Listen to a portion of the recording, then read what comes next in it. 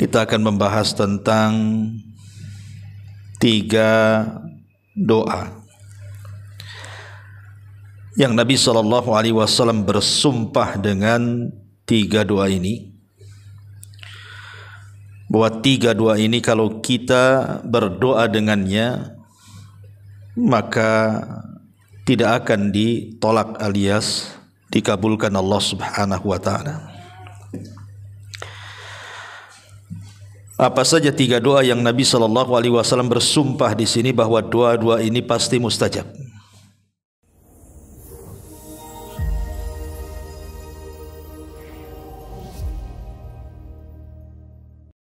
Alhamdulillah wassalatu wassalamu ala Rasulillah wa ala alihi wa sahbihi wa mawalah wa la hawla wa la quwata illa billahi wa ba'du.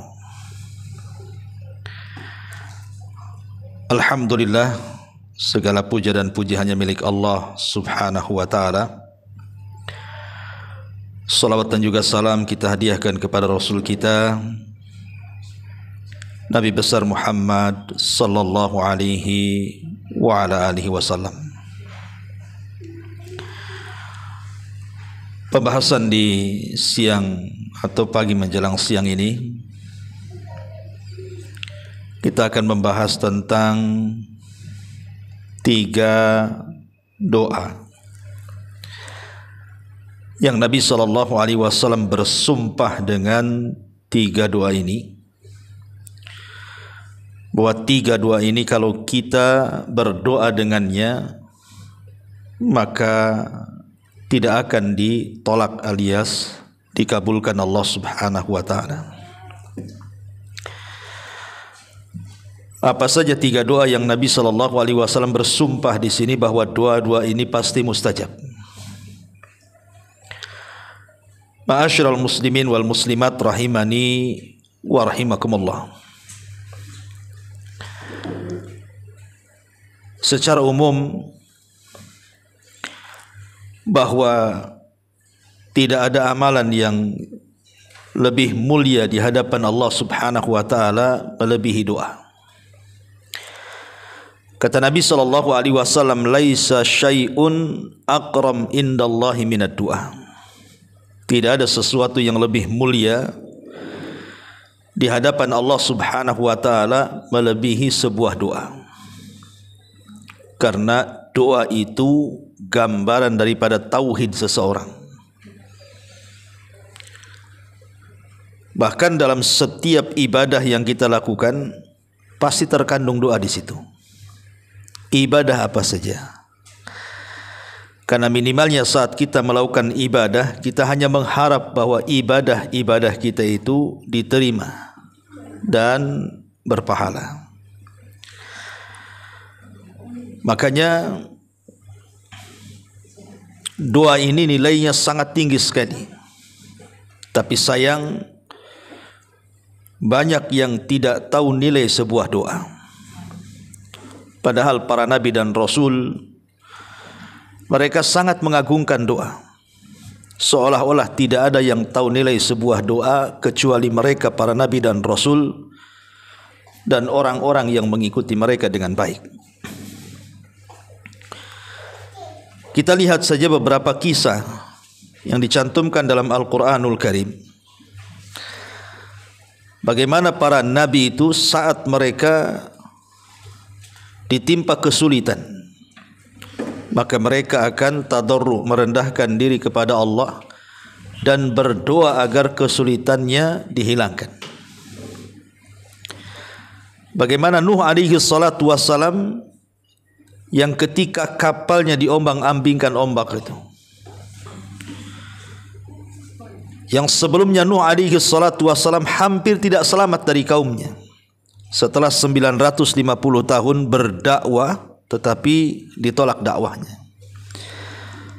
Sampai-sampai ketika kaumnya sudah hampir berani bahkan mengancam untuk membunuh Nabi Nuh, maka Nuh berdoa kepada Allah, Rabbi inni maglubun fantasir.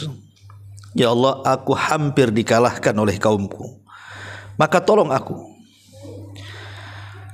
Maka semata-mata Nuh berdoa kepada Allah Subhanahu wa taala.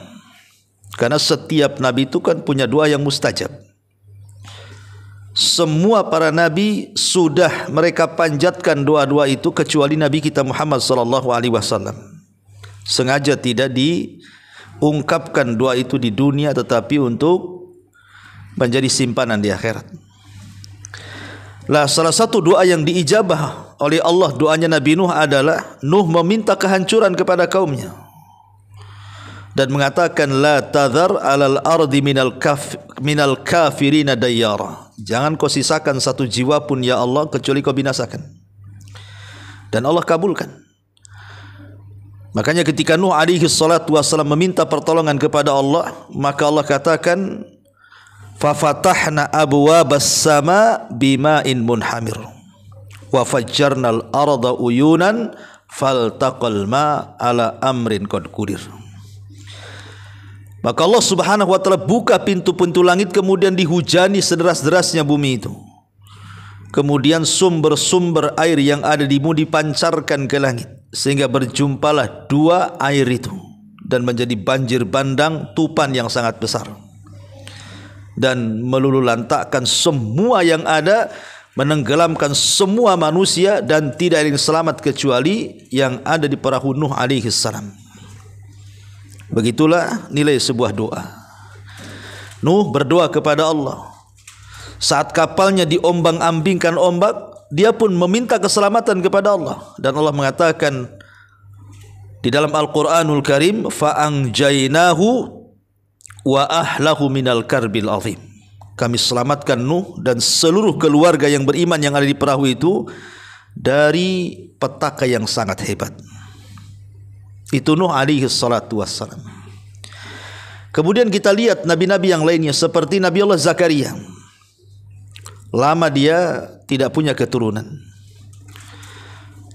tetapi dia terus berdoa kepada Allah Subhanahu wa taala agar diberikan keturunan.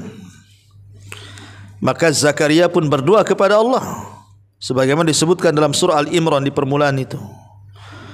Dan Allah Subhanahu wa taala kabar gembirakan kepada Zakaria. Ketika Zakaria berada di mihrab, malaikat datang dan mengatakan, yubashshiruka biyahya.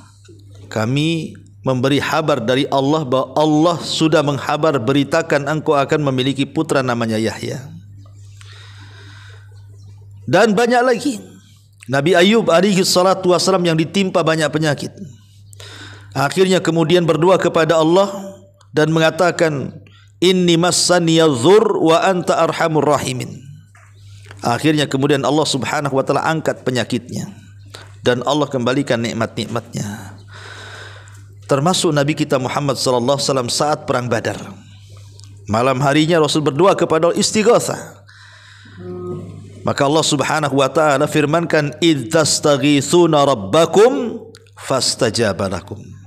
Ketika engkau wahai Muhammad beristighatsah kepada Rabbmu, maka Allah Subhanahu wa taala kabulkan istighatsahmu. Dan keesokan harinya ketika terjadi perang Badar, Allah menangkan. Dan begitulah, tidak ada tahu nilai sebuah doa kecuali para nabi. Harusnya ini sebuah pelajaran bahwa jangan pernah remehkan sebuah doa, karena itu silahul mukmin, senjata kita orang yang beriman. Lah di sana ada doa-doa yang Nabi sallallahu alaihi wasallam bersumpah. Dengan sumpahnya ini, kalau kita memanjatkan dengan doa-doa itu, pasti dikabulkan doa kita. Apa saja itu? Yang pertama, disebutkan dalam sebuah riwayat dari Sa'ad bin Abi Waqqas radhiyallahu an. Ini Sa'ad bin Abi Waqqas radhiyallahu an meriwayatkan sebuah hadis. Jadi satu hari kata Sa'ad, marartu bi Utsman bin Affan. Aku lewat dengan Utsman ibn Affan radhiyallahu an, dan ketika itu Utsman berada di masjid. Fasallamtu alaihi, aku pun mengucapkan salam kepada Utsman itu. Tapi Utsman tidak menjawabnya. Sampai 3 kali Utsman juga tidak menjawabnya. Akhirnya kemudian kata Sa'ad, fa'ataitu amiral mu'minin, aku pun menjumpai amiral mu'minin yang ketika itu adalah Umar bin Khattab radhiyallahu an. Fakultu lahu, kukatakan kepada Amiral Mukminin, ya Amiral Mukminin, wahai Amiral Mukminin. Dia mengatakan, apakah telah terjadi dalam Islam ini sesuatu? Kata Umar bin Al-Khattab, wa madzak, apa itu maksudnya? Maka dia mengatakan, ya Amiral Mukminin, lo aku lewat di Masjid Nabi, di situ ada Utsman. Fasallamtu alaihi, aku ucapkan salam kepadanya. Tetapi Utsman tidak pernah menjawab salamku. Apakah ada peristiwa yang berubah dalam Islam, kata Sa'ad bin Abi Waqqas ini. Maka Umar radhiyallahu anhu akhirnya memanggil Utsman dan ingin menanyakan kenapa dia tidak menjawab salamnya Sa'ad bin Abi Waqqas. Akhirnya kemudian kata Umar bin Khattab radhiyallahu an, ma mana'aka alla takuna radadta ala akhika salam ya Utsman. Kata Umar, ya Utsman, apa yang mencegah kamu untuk menjawab salam dari saudaramu Sa'ad ini? Apa yang mencegahmu? Kenapa kau diam saja? Ada orang mengucapkan salam, harusnya dijawablah. Maka Utsman ibn Affan radhiyallahu an mengatakan, aku tidak mendengar salamnya. Aku tidak dengar, macam mana mau jawab? Aku tidak dengar. Ya. Tapi Sa'ad bin Abi Waqqas mengatakan, bahkan aku mengucapkan salam. Kata Utsman, aku tidak dengar. Akhirnya kemudian Umar bin Khattab radhiyallahu anhu berupaya menengahi dua sahabat yang hampir berselisih ini gara-gara mengucapkan salam dan tidak mengucapkan salam. Maka akhirnya kemudian Utsman pun mengatakan, ya Amiral Mukminin, boleh jadi ketika itu memang aku sedang ada masalah. Aku sedang ditimpa masalah. Mungkin menghayal, melamun gitu ya. Kayak kita kadang-kadang kalau menghayal itu ada orang ngomong di depan kita aja nggak tahu. Padahal dia sedang ngomong sama kita tuh. Nanti kemudian kita tanyakan, dengar kamu ngomong apa tadi? Kan itu ya. Itu orang menghayalkan seperti itu. Ya. Itulah yang terjadi kepada Utsman. Akhirnya kemudian Utsman mengatakan, aku sedang ada masalah sehingga tidak fokus. Kemudian ditanyakan, apa masalahmu? Dia mengatakan, aku teringat doa yang Nabi SAW bersumpah dengan doa itu. Aku teringat doa yang Nabi SAW bersumpah dengan doa itu, siapa yang membacanya maka akan dihilangkan setiap kesulitannya, setiap kesusahannya, setiap gundah gulananya akan dihilangkan Allah. Masalahnya ketika Rasul hendak mengajarkan doa itu, datang pula Arabi, Arab Badui, mengganggu Nabi dengan pertanyaan. Akhirnya dia lupa menyebutkan lafadznya dan Rasul pun langsung pulang. Kata Sa'ad bin Abi Waqqas, ya Utsman, bukankah aku ada di situ? Aku kejar Nabi SAW dan aku pun penasaran apa lafadznya. Akhirnya kemudian aku ikuti Rasul di belakangnya sampai ketika Rasul masuk ke rumahnya, aku ketuk tuh pintunya.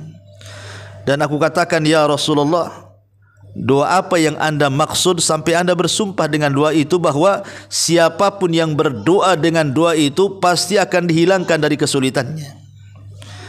Maka Nabi SAW kemudian mengatakan, na'am ya Sa'ad, da'watu Dhinnun idh huwa fi batnil hud. La ilaha illa anta subhanaka inni kuntu minadh dhalimin. Fa innahu lam yad'u biha muslimun rabbahu fi syai'in qad illa istajaba lahu. Kata Nabi SAW kepada Sa'ad, dakwahnya atau doanya Dhinnun, pemilik ikan. Siapa maksudnya? Nabi Yunus. Maksudnya doanya Nabi Yunus ketika berada dalam perut ikan. La ilaha illa anta subhanaka inni kuntu minadh dhalimin. Kata Rasul, tidaklah seseorang berdoa, tidaklah seorang muslim berdoa dengan doanya Dhinnun, Yunus alaihi salatu wassalam, untuk meminta sesuatu kecuali pasti diijabah Allah Subhanahu wa taala. Ma'asyiral muslimat yang dimuliakan Allah Subhanahu wa taala. Dari sini kita tahu yang pertama adalah riwayat Sa'ad bin Abi Waqqas, di mana riwayat ini terdapat di dalam Musnad Imam Ahmad Kemudian juga sebagian ulama ahli tahqiq menghasankannya, dan Syekh Albani rahimahullahu taala mensahihkannya dengan lafaz da'watu dhinnun idza'a wa huwa fi batnil huti la ilaha illa anta subhanaka inni kuntu minadh dhalimin fa innahu lam yad'u biha rajulun muslimun fi syai'in qad illa istajaba Allahu lahu. Doanya Dhinnun, Nabi Yunus, ketika dia berdoa dan dia di dalam perut ikan dengan lafaz la ilaha illa anta, tidak ada sesembahan yang berhak disembah kecuali engkau, subhanaka maha suci engkau, inni kuntu minadh dhalimin, sesungguhnya aku benar-benar tergolong orang-orang yang melakukan aniaya atau zalim. Kata Rasul, fa innahu lam yad'u biha rajulun muslim, tidaklah seseorang berdoa dan dia seorang muslim fi syai'in qad, meminta sesuatu, illa stajaballahu lahu, kecuali Allah akan kabulkan permintaannya. Inilah doa yang Rasul bersumpah bahwa siapapun yang berdoa dengan Dhinnun, doanya Nabi Yunus, pasti dikabulkan. Ma'asyiral muslimat yang dimuliakan, ma'asyiral muslimin wal muslimat rahimani wa rahimakumullah. Para ulama mengatakan kenapa demikian, karena ada 5 poin yang harus dicatat dalam doa ini. Yang pertama, bahwa Nabi SAW tegas mengatakan dalam hadis ini, ketika orang yang berdoa dengan doanya Nabi Yunus itu, Rasul dengan tegas mengatakan illa stajaballahu lahu, pasti dikabulkan. Rasul yang mengatakan pasti dikabulkan. Ya, ini yang pertama. Yang kedua, di dalam lafaz doa itu ada lafdut tauhid. Lafaz tauhid. La ilaha illa anta. Itu lafaz tauhid. Dan lafaz tauhid itu adalah lafaz yang paling agung. Bahkan Rasul mengatakan afdalu kalimati la ilaha illallah. Seutama-utama kalimat adalah kalimat la ilaha illallah. Artinya bahwa tauhid inilah yang menjadikan kemudian lafaz ini menjadi agung. Dan Nabi SAW sampai kemudian dalam riwayat tadi, ketika hiwar antara Sa'ad dengan Utsman ibn Affan radhiyallahu an, di situ Nabi SAW menjanjikan siapapun yang membaca doa ini, maka dia akan keluar dari kesempitan dan kesulitan hidup. Ini yang kedua. Yang ketiga, bahwa hamba Allah ketika melihat doa ini dengan seksama, betul-betul kita renungkan doa itu, maka di sini ada ahammiyatu istishari azamatillahi azza wajalla. Di sini ada perasaan pengagungan kepada Allah azza wajalla. Kenapa demikian? Pertama, di situ ada kalimat tauhid, la ilaha illa anta. Yang kedua ada kalimat at-taqdis, subhanak, pensucian Allah. Dan yang ketiga ada kalimat inkisar, merasa rendah dirinya kita di hadapan Allah, bahwa kita ini makhluk yang mudah melakukan dosa dan kezaliman.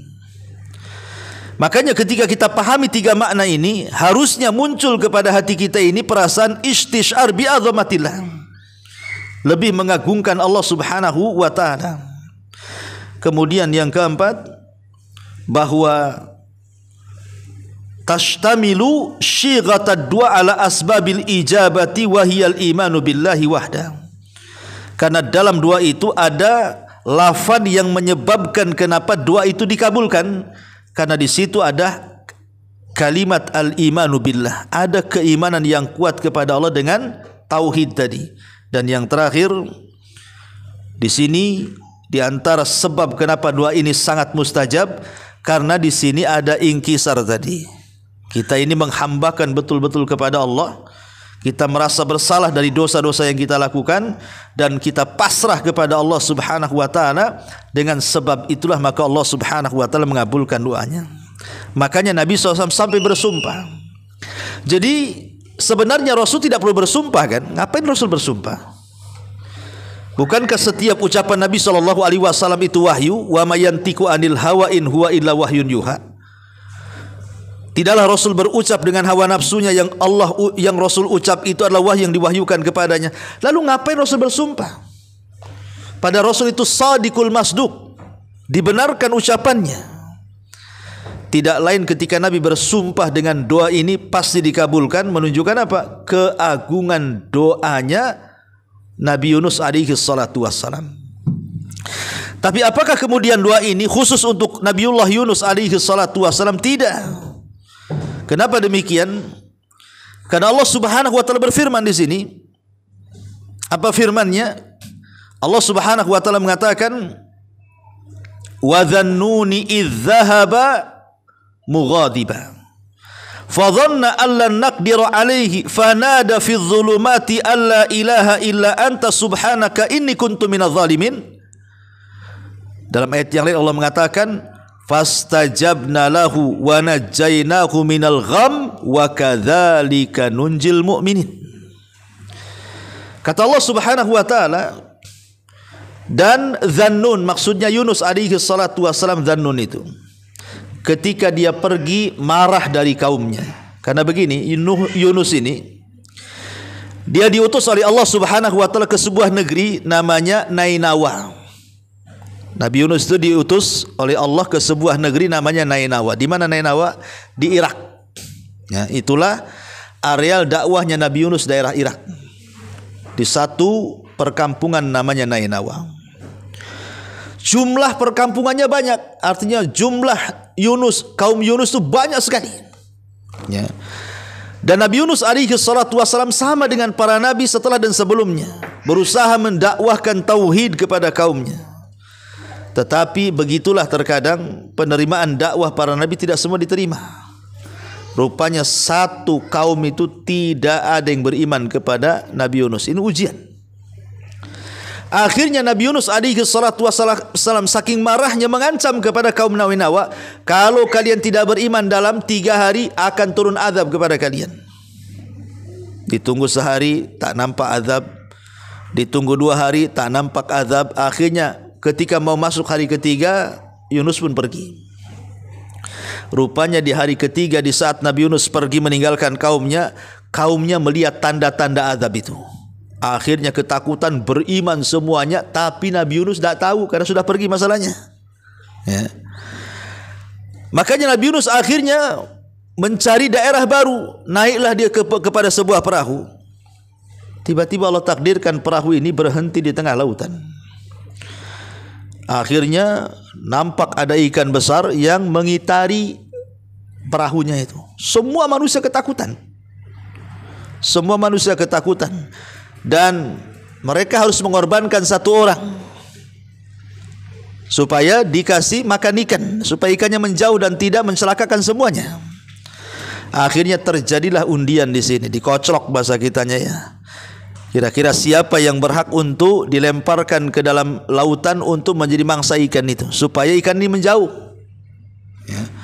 Akhirnya kemudian setelah dikocok gitu ya, kayak Ibu Arisan tuh, keluar pula Nabi Yunus itu namanya. Orang-orang mengatakan janganlah, zahirnya dia orang soleh, bagus yang lain saja yang keluar namanya, bagus preman aja dikorbankan. Tetapi dikocok lagi, Yunus lagi yang keluar, Yunus lagi yang keluar. Nabi Yunus baru sadar, mungkin ini kesalahan dia, meninggalkan kaumnya padahal belum diizinkan Allah Azza wa Jalla. Akhirnya dia pun melemparkan diri dari kapal itu, langsung ditelan ikan. Tapi Allah Subhanahu wa taala sudah perintahkan kepada ikan itu, telan jangan kunyah katanya. Kalau dikunyah habislah. Ya, akhirnya ditelan saja. Masuklah di perut ikan. Kemudian ikan itu meninggalkan perahu itu, kemudian masuk ke dasar lautan. Tidak dijelaskan berapa hari, berapa minggu, berapa bulan, wallahu a'lam. Nabi Yunus itu di perut ikan itu. Yang jelas setiap ikan itu masuk ke dasar lautan, Yunus mengalami 3 kegelapan. Kegelapan perut ikan, kegelapan dasar lautan, kegelapan tengah malam. Secara logika harusnya Yunus meninggal. Tapi ya Nabi Yunus alaihi salatu wassalam, dia tahu bahwa dia tidak mungkin selamat dari perut ikan itu, dan tidak ada siapapun yang akan menolong dia. sehingga dia betul-betul yakin dengan Allah Subhanahu wa taala bahwa dalam kondisi seperti itu tidak ada yang bisa menolong kecuali Allah. Tidak ada yang bisa menyelamatkan kecuali Allah. Akhirnya Nabi Yunus alaihi salatu wasallam terus memanjatkan kepada Allah sebuah doa dan juga zikir yang terus diulang-ulang dalam perut ikan itu. Apa itu? La ilaha illa anta subhanaka inni kuntu minadh dhalimin. Maka ketika Nabi Yunus terus berdoa dengan doa ini, apa yang terjadi? Fastajabna lahu, maka kami kabulkan doanya. Wa najjainahu, kami selamatkan dia minal gham, dari gham, dari kesulitan hidup dalam perut ikan itu. Wa kadzalika nunjil mu'minin, begitu juga kami selamatkan bagi orang-orang yang beriman. Kalimat begitu juga kami selamatkan orang-orang yang beriman menunjukkan bahwa doa itu bukan khusus bagi Nabi Yunus saja, tapi doa itu umum bagi setiap orang yang beriman. Boleh kita baca. Dan khasiatnya sama dengan doa yang dibaca Nabi Yunus dalam perut ikan. Allah keluarkan Yunus, kata Allah, falaula minal musabbihin la labisa fi batnil huti ila yaumi yub'atsun. Kalaulah Yunus bukan orang yang ahli tasbih, tentu Yunus akan berada di perut ikan itu sampai kiamat dibangkitkan. Akhirnya Allah keluarkan Nabi Allah Yunus dari perut ikan dan Allah selamatkan. Kata Nabi SAW dalam hadis ini, siapapun yang berdoa dengan doanya Dhinnun Yunus alaihi salam, la ilaha illa anta subhanaka inni kuntu minadh dhalimin, lam yad'u rajulun muslimun fi syai'in qad illa stajaballahu lahu. Tidaklah seorang muslim berdoa dengan doa itu kecuali pasti dikabulkan. Makanya saya sarankan, kalau kita hendak berdoa kepada Allah Subhanahu wa taala, sisipkan doanya Nabi Yunus, gitu maksudnya. Kita mau minta apa nih? Ya, ibu-ibu yang jomblo pengen kawin, atau yang janda pengen nikah lagi, atau yang ya udah nikah nggak bisa lah, ya, jadi bapak-bapak. Ya, kemudian juga yang sulit ekonomi, yang banyak penyakit ingin disembuhkan, yang pokoknya banyak masalah lah. Hidup ini kan pasti banyak masalah, tidak mungkin gak ada masalah.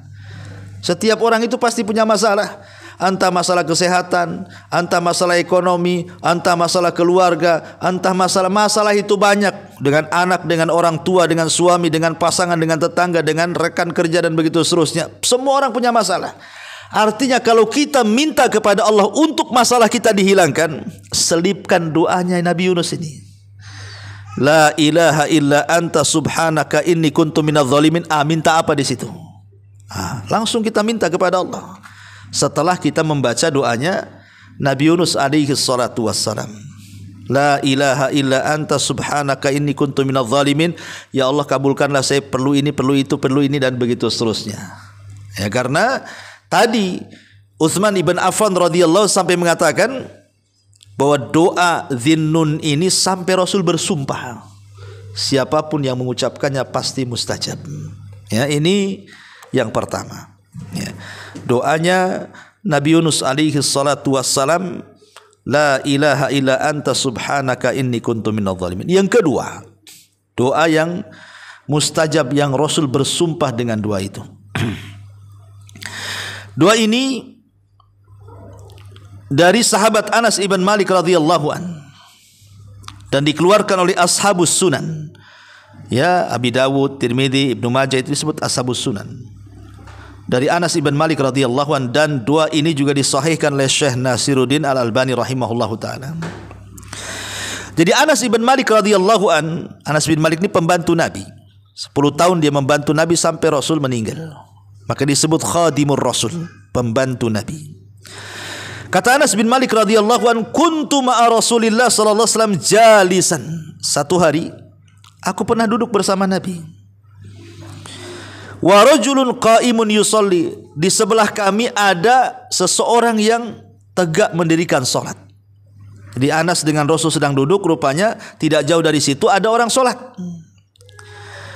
Falamma raka'a wa sajada wa tashahhad da'a ilallah. Ketika laki-laki ini sudah ruku, sudah sujud, dan sekarang posisi dia di tasyahud akhir, tiba-tiba dia berdoa setelah tasyahud itu. Apa doanya? Allahumma inni as'aluka bi anna lakal hamdu la ilaha illa anta al-mannanu badi'us samawati wal ard ya dzal jalali wal ikram.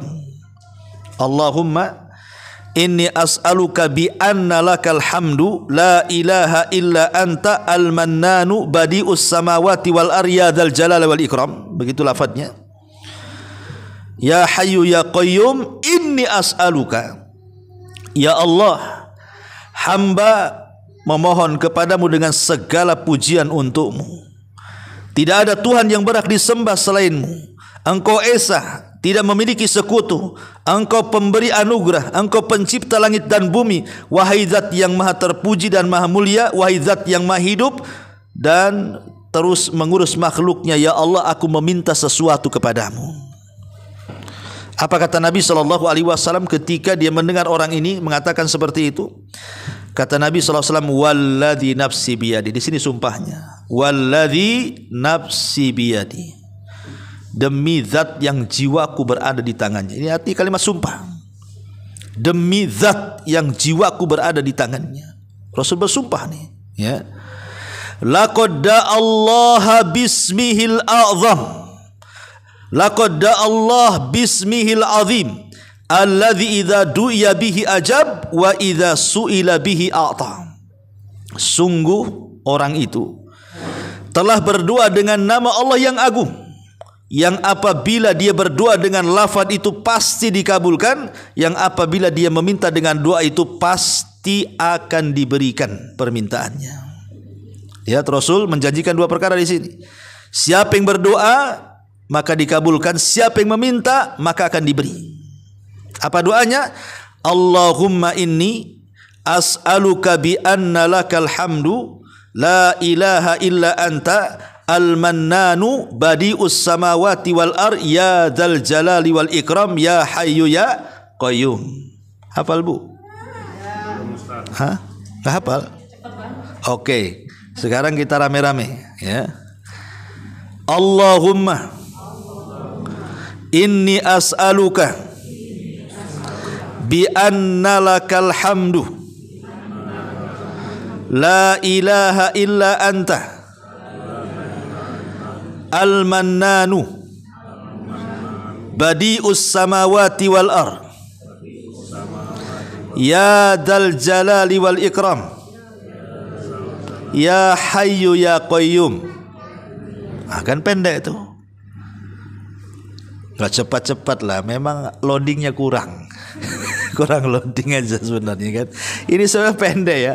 Allahumma inni as'aluka bi anna lakal hamdu la ilaha illa anta al-mannanu badi'us samawati wal ard ya dzal jalali wal ikram ya hayyu ya qayyum titik.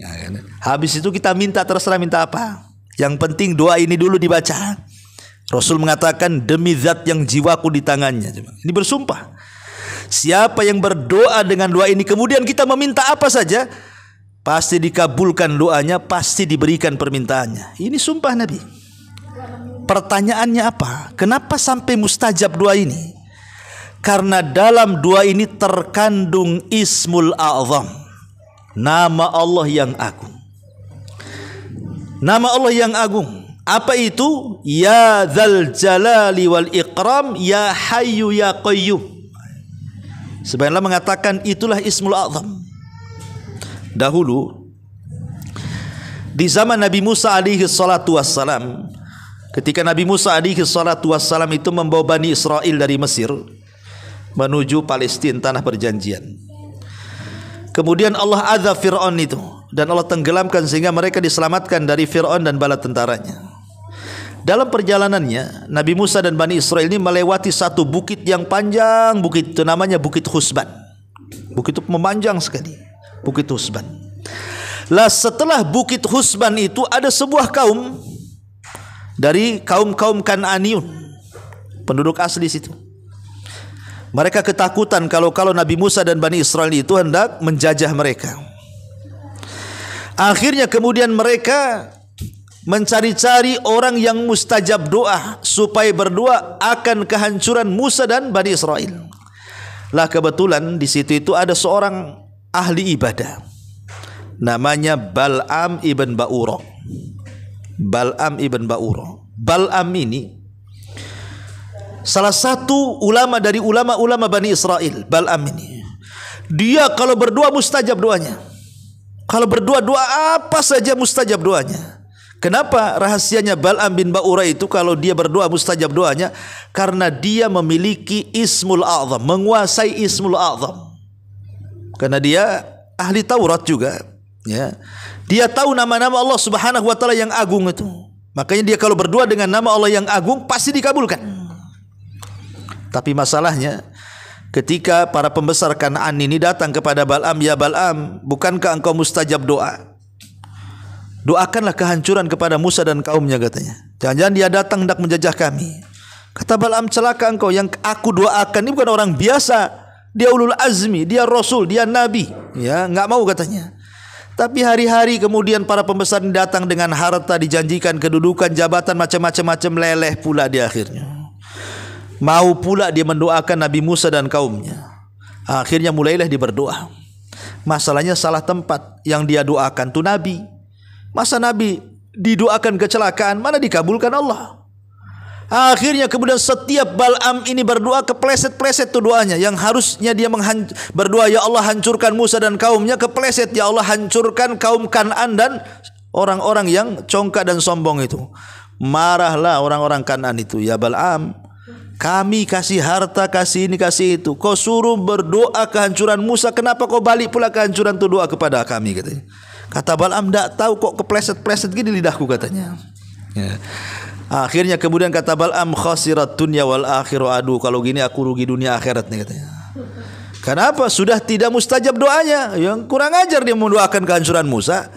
Karena sudah mandi, sudah basah kuyup sekali lah. Dia mengatakan, ya sudah gini saja, kita cari cara lain. Jangan doa-doa sudah enggak mujarab lagi. Dengan cara apa? Utus wanita kalian, gadis, anak-anak gadis kalian, kasih cantik dia, kasih rapih dia, kasih molek dia supaya terfitnah tuh Bani Israel. Cukup satu orang Bani Israel kalau sampai ada yang berzina itu cukup, katanya. Diutuslah itu akhirnya. Lah Musa ini kan musafir dengan Bani Israel ke tanah perjanjian. Akhirnya kemudian gadis-gadis Kan'an ini mereka berjalan ke Bukit Husban, entah membawa dagangan makanan atau apa, menawar-nawarkan. Ada pula yang jatuh cinta satu di situ. Akhirnya terjadi zina. Ketika terjadi perzinahan itu turunlah taun kepada mereka. Dan tidak dicabut penyakit itu sampai diketemukan siapa pezinanya, kemudian dibunuh baru dihilangkan penyakitnya. Tapi maksud saya itu bagaimana Bal'am ini doanya mustajab. Kenapa? Karena dia menguasai Ismul A'zam. Ya tentu Ismul A'zam di zaman dulu, dalam kitab-kitab dulu Taurat, Injil dan Zabur akan berbeda dengan Ismul A'zam yang ada dalam Asmaul Husna yang kita senantiasa hafal. Lah Asmaul Husna itu kan 99, walaupun itu bukan batasan. Tapi dalam Asmaul Husna itu ada nama-nama Allah yang disebut dengan Ismul A'zam, yang kalau kita berdoa bertepatan dengan Ismul A'zam itu maka akan mustajab. Lah sebagian para ulama ada yang mengatakan Ismul A'zam itu adalah Ya Dzal Jalali wal Ikram. Ada juga yang mengatakan Ya Hayyu Ya Qayyum. Ada yang mengatakan Allah, ya. Dan ini tiga-tiganya terkandung di sini. Kalau seandainya ada yang mengatakan Allah, Allah ada di situ. Kalau ada yang mengatakan Ya Dzal Jalali wal Ikram, di situ juga ada kalimat Ya Dzal Jalali wal Ikram. Kalau yang mengatakan Ya Hayyu Ya Qayyum, di situ juga ada kalimat Ya Hayyu Ya Qayyum. Berarti pasti di antara tiga nama ini ada Asma'ullahil A'zam. Makanya kenapa Rasul sampai bersumpah di sini, demi zat yang jiwaku di tangannya, siapapun yang berdoa di sini, kalau dia berdoa diijabah, kalau dia minta pasti dikasih. Makanya kata Nabi SAW, alidhu biyadzal jalali wal ikram. Perbanyak oleh kalian mengucap kalimat Ya Dzal Jalali wal Ikram. Contohnya begini, ya Allah, aku mau usaha, tolonglah mudahkan usaha saya, Ya Dzal Jalali wal Ikram. Nah, begitu ya. Ya Allah, saya ini mau safar, mudah-mudahan selamat sampai tujuan, Ya Dzal Jalali wal Ikram. Ya Allah, saya ini baru buka usaha, janganlah gulung tikar, kalau bisa bentang-bentang lah tikar tuh, Ya Dzal Jalali wal Ikram. Nah, begitu maksud. Perbanyak setiap doa itu diakhiri dengan kalimat Ya Dzal Jalali wal Ikram, gitu maksudnya. Karena ada sebagian ulama mengatakan Ya Dzal Jalali wal Ikram itu adalah Ismul A'zam. Tapi ada juga yang mengatakan bukan itu, tapi Ya Hayyu Ya Qayyum, Ismul A'zam itu. ya hayyu ya qayyum. Ya, dan begitu seterusnya. Tapi di sini maknanya, maksudnya ketika kita berdoa dikabulkan, ketika kita meminta diberi itu kapan? Saat kita berdoa dan menyelipkan doa ini. Allahumma inni as'aluka bi anna lakal hamdu la ilaha illa anta al-mannanu badi'us samawati wal ardh ya dzal jalali wal ikram ya hayyu ya qayyum. Setelah itu silahkan minta apa saja yang kita minta kepada Allah. Maka kata Rasul, kalau dia berdoa dikabulkan, kalau dia minta pasti akan diberikan permintaannya. Ini yang kedua. Yang ketiga, ya, di antara doa yang Rasul bersumpah juga pasti akan dikabulkan. Hadis yang terdapat dalam Sunan Tirmidzi dan juga disahihkan oleh Syekh Nasiruddin Al-Albani. Hadis ini dari sahabat Buraidah ibn Husayb Al-Aslami radhiyallahu an. Jadi dia menceritakan sami'an Nabi sallallahu alaihi wasallam rajulan yad'u. Satu hari Rasul pernah mendengar ada seorang sahabat berdoa.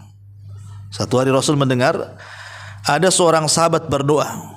Dalam doanya sahabat ini mengatakan, Allahumma inni as'aluka bi anni ashhadu annaka antallah la ilaha illa antal ahadus samad lam yalid wa lam yu'alladzi lam yalid wa lam yulad wa lam yakul lahu kufuwan ahad.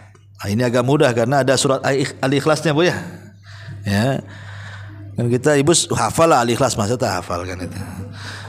Allahumma inni Oke, kita baca sama-sama ya.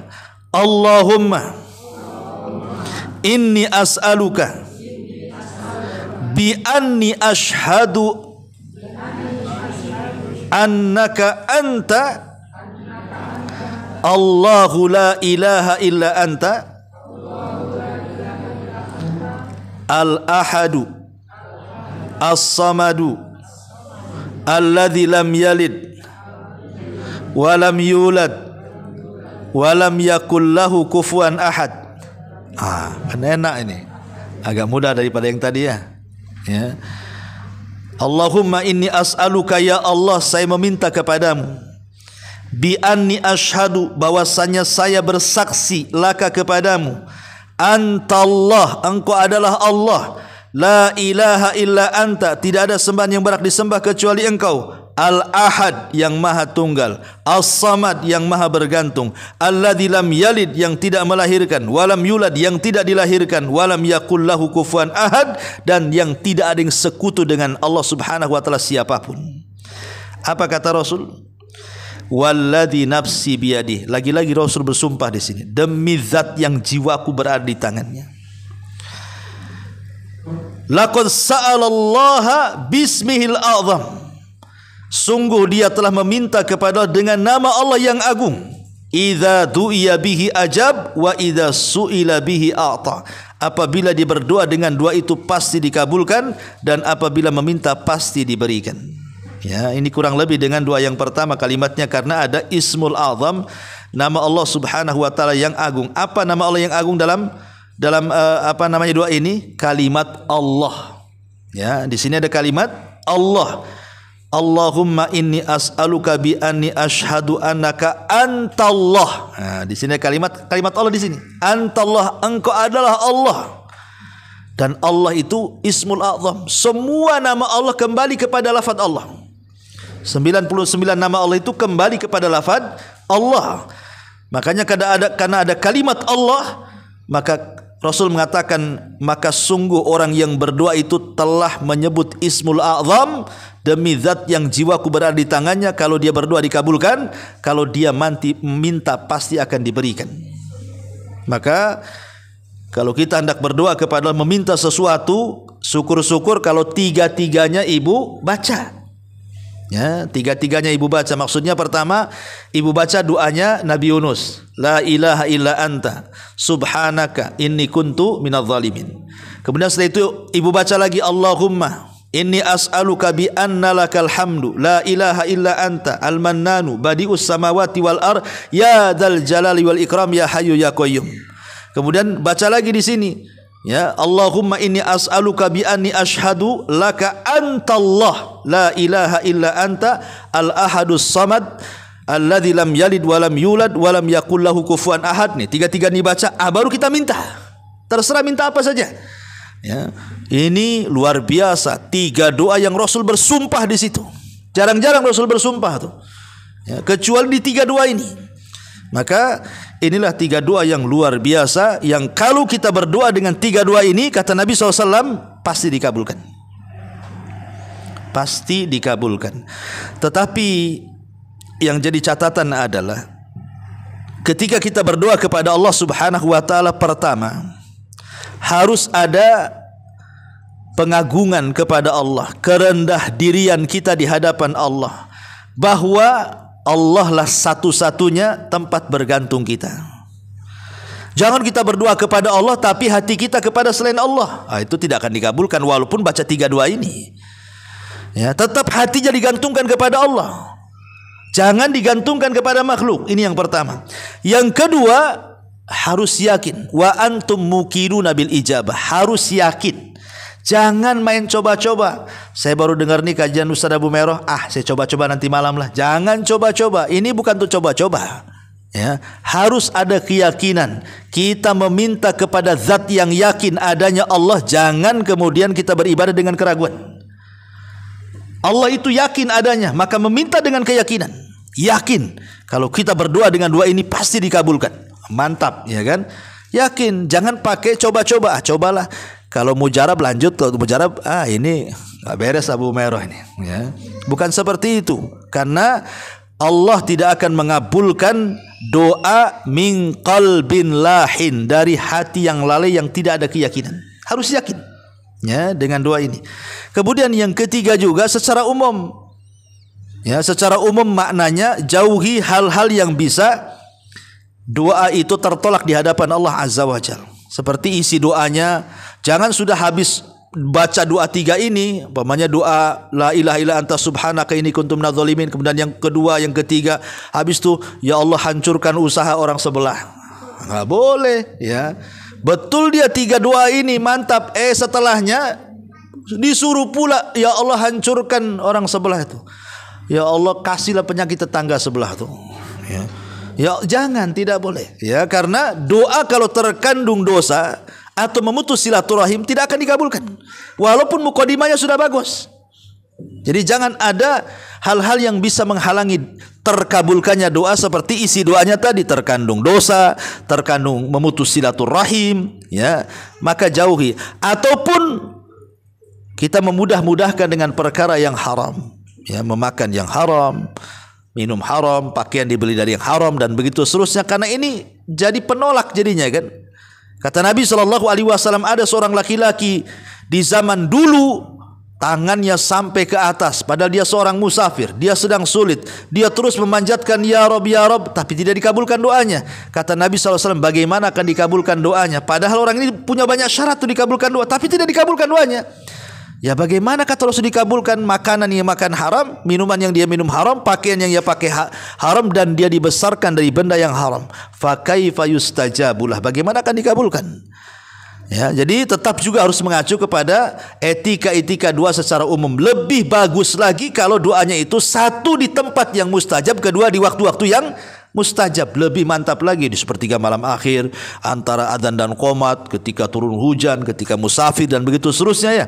Jadi itu lebih mantap lagi. Atau mungkin kita gunakan untuk doa dalam sholat. Setelah tentu ya yang jelas-jelas dulu dibaca. Mungkin kita bisa ambil dalam sujud. Kalau ibu sholat sendiri, ya, dalam sujud, setelah kita membaca subhana rabbiyal a'la wa bihamdi, subhana rabbiyal a'la wa bihamdi, subhanallah, baru baca doa ini, kemudian kita meminta, ya. Atau di akhir tasyahud, setelah meminta 4 perlindungan, kan, ya, min adzabi jahannam wa min adzabil qabri wa min fitnatil mahya wal mat wa min syarri fitnatil dajjal. Bacalah la ilaha illa anta, ini subhanaka inni kuntu minadz zalimin, kemudian ibu minta sesuatu. Nah, itu lebih baik lagi di tempat-tempat yang bagus, kan, ketika sholat atau di sepertiga malam. Dan begitu, yang jelas bahwa kenapa kemudian doa ini dilebihkan di antara doa-doa yang lainnya, karena Rasul bersumpah, masalahnya di situ, ya. Kalau doa lain kan Rasul tidak bersumpah. Rasul yang mengatakan, ya memang kalau anda berdoa seperti ini mustajab. Tapi yang sampai bersumpah, ya ini doa-doa ini aja. Yang Rasul sampai bersumpah kalau kita menyebutkan atau membaca doa ini kemudian meminta sesuatu, maka akan diijabah oleh Allah Subhanahu wa taala. Wallahu alam. Ini yang bisa sampaikan karena sudah jam 11.20. Kalau ada pertanyaan satu saja. Kalau enggak apa-apa. Ya, kita langsung balik. Iya, silakan. Masalah puasa saya tanya. Iya. Puasa sunnah misalkan kita puasa Daud Ustaz. Terus kalau misalkan tanggal 13, 14, 15 kan Yaumul Fitr. Iya. Bolehkah kita sambung gitu Ustaz kalau kita sudah puasa Daud? Kalau sudah puasa Daud, yang lain lewat, Bu. Karena kalau puasa Daud itu sudah mewakili semua puasa. Karena Rasul mengatakan khairus siyam Daud. Sebaik-baik puasa sunnah adalah puasa Daud. Kalau ibu sudah puasa Daud, yang lain tidak perlu puasa.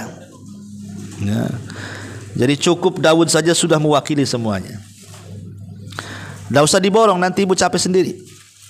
Wa man yushaddadin illa ghalabah. Siapa yang memaksakan diri memborong semua ibadah, puasa sunnah Daudnya iya, Senin Kemisnya iya, Ayamul Bidnya iya, Qadha Ramadannya iya, semua nanti capek, Bu.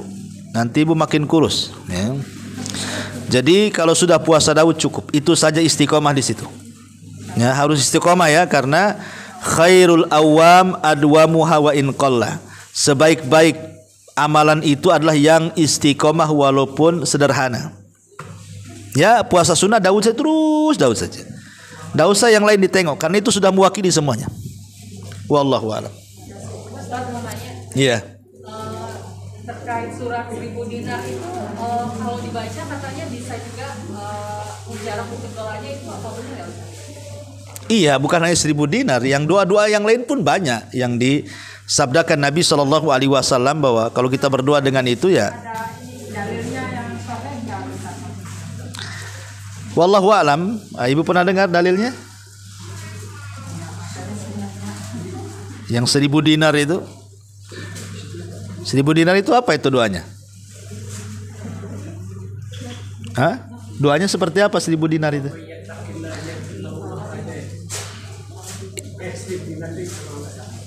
Iya, itu ayatnya, doanya seperti apa? Itu ayat 1000 dinar, bukan doa 1000 dinar. Ya kalau ayat 1000 dinar iyalah maksudnya. Kalau doa 1000 dinar saya belum pernah dengar. Maksudnya kalau dibaca ini itu tidak ada dalilnya. Ya, kalau hanya baca itu yang ada adalah doa sapu jagat. Kalau doa sapu jagat ada Allahumma atina fid dunya hasanah wa fil akhirati hasanah wa qina adzabannar. Dan ini yang paling banyak dibaca Nabi. Ya, Allahumma ya Allah atina fid dunya hasanah, berikan kepada kami dunia yang baik, wa fil akhirati hasanah, akhirat yang baik, wa qina adzabannar, dan jauhkan kami dari azab neraka. Itu ada hadisnya.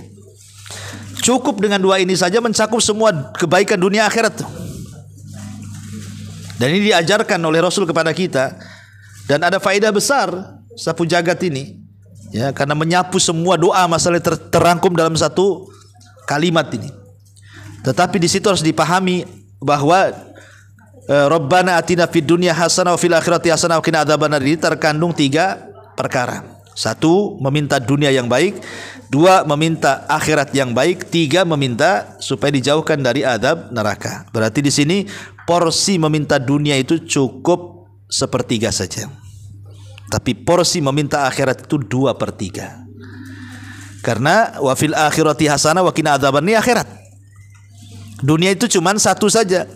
Atina fid dunya hasanah. Berarti kalau ibu berdoa 1/3 minta dunia, 2/3 minta akhirat, gitu maksudnya. Itulah doa sapu jagat, ya.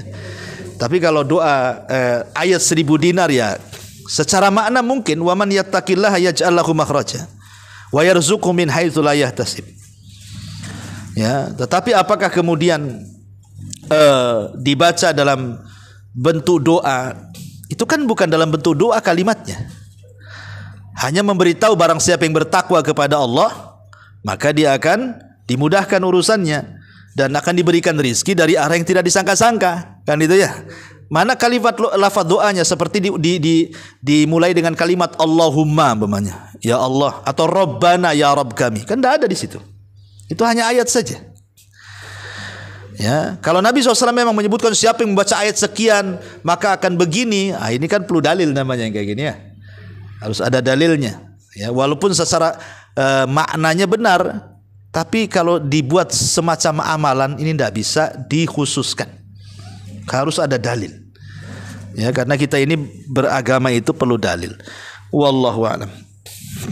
Ya, saya kira cukup. Subhanakallahumma bihamdika. Intinya bahwa tolong berakhlak kepada Allah. Membahas tafsir dari surah Al-Imran. Lahirlah Imam Muslim, Abi Dawud, Tirmidzi, Ibnu Hibban. Jadi ketika Yunus alaihi salatu wassalam terkena undian itu,